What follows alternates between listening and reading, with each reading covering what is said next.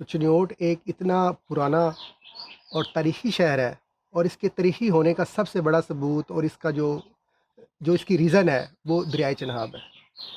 पुराने दौर में जहाँ पे पानी होता था, जहाँ पे किनारा होता था, हमेशा आबादियाँ वहाँ पर हुआ करती थी और शायद हो सकता है कि चिन्योट के मर्ज़ वजूद में आने का सबब ही दरियाए चनाब हो।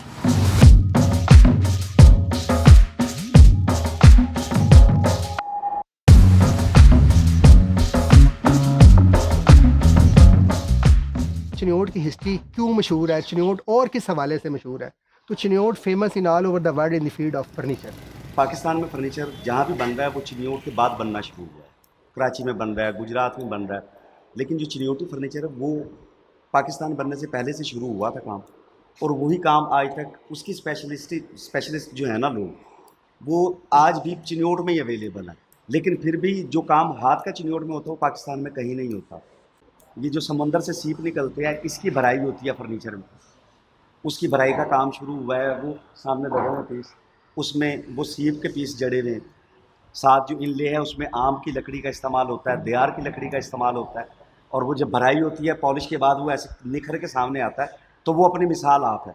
उमर याद का महल जिसे गुलजार मंजिल के नाम से पहचाना जाता है, ये बिल्कुल सेंटर में है, शहर के सिटी के सेंटर में है और उसकी जो मंजिलें बच गई हैं, अगर उसके अंदर आप चले जाएं तो आप ऐसे लगता है कि जैसे रूपनगर के किसी महल में आप चले गए।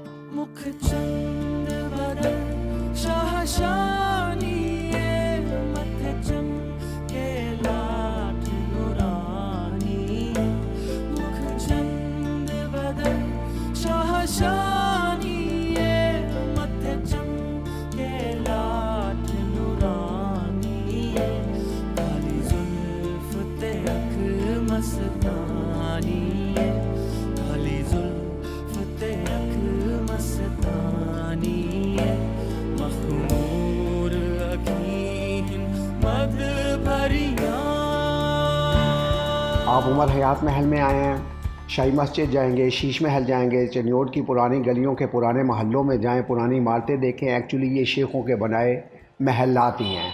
सो उमर हयात भी वही था जिसका ख़ानदानी शहर, आबाई शहर चिन्योट था। उसका बिज़नेस कलकत्ता में था। उसने कलकत्ता से कमाई दौलत के ज़रिए 14 मरले पर 4 लाख रुपए की लागत से 1921 से 30 तक तकरीबन 10 साल में ये 5 मंजिला महल बनवाया। ख़ास तौर पे मुग़ल सल्तनत जो थी वो चिन्योट से बहुत ज़्यादा मुतअस्सिर नज़र आती है, जिसकी सबसे बड़ी वजह बादशाही मस्जिद है।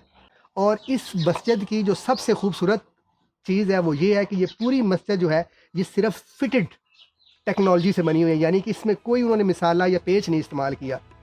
पत्थरों को काट के सिर्फ एडजस्ट किया है और वो पूरी मस्जिद उन्होंने खड़ी कर दी है।